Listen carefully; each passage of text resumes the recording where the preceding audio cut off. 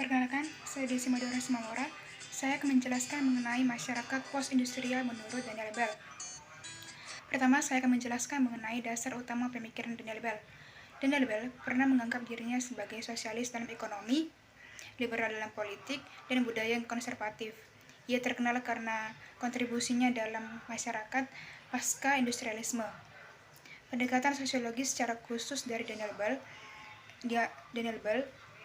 dikenal sebagai ramalan sosial. Ramalan sosial itu sendiri merupakan suatu bentuk usaha untuk membuat garis besar peringkat kemungkinan dari berbagai kecenderungan historis yang terjadi.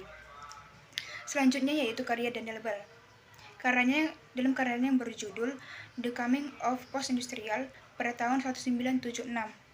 Di sana, Bell menjelaskan bahwa kekuatan utama masyarakat di era post-industrial berbeda dari masyarakat sebelumnya, yaitu masyarakat pra-industri dan masyarakat industri.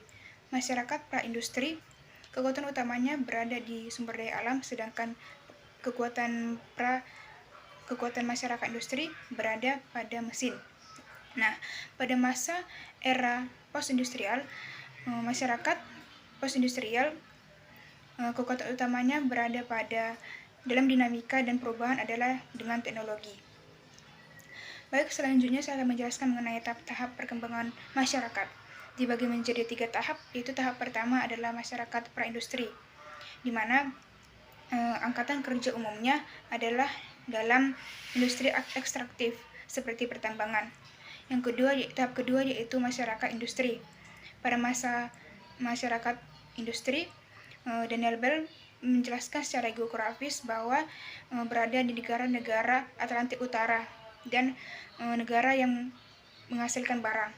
Dan tahap terakhir yaitu tahap ketiga adalah masyarakat di era post-industrial, di mana dalam sosiologi, politik, ekonomi, budayanya pun tidak hanya memfokuskan pada energi saja, melainkan juga pada informasi, di mana setiap pelaku diperlengkapi dengan pendidikan serta latihan-latihan sehingga semakin dibutuhkan dalam masyarakat pasca industrialisme.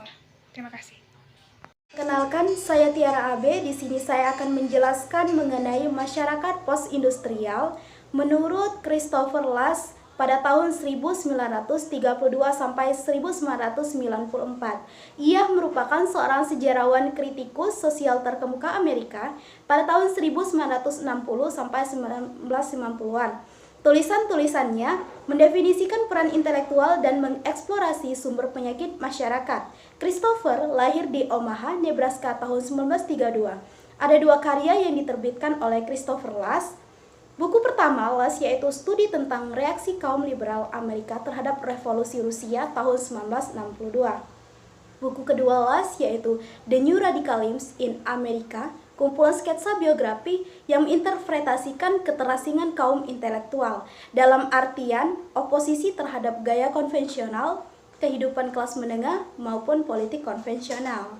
Lasch mengembangkan perspektif tradisi intelektual yang berasal dari Karl Marx. Lasch berbagi pandangan bahwa sifat budaya termasuk struktur nilai dan kekuasaannya terkait dengan tatanan ekonomi.